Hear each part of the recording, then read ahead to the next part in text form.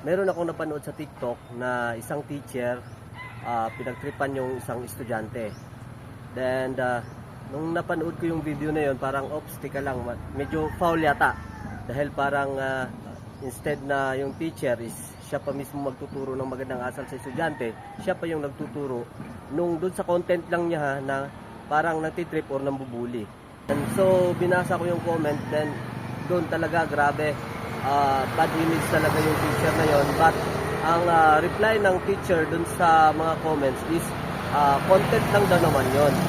Then ang question ko din is, ano nga ba yung aral or point ni teacher, bakit ginawa niya yung content na yon? Kung nagpapatawa siya, then yung content ba na yon is nakakatawa or not? Kung hindi naman, anong mapupulot nating aral?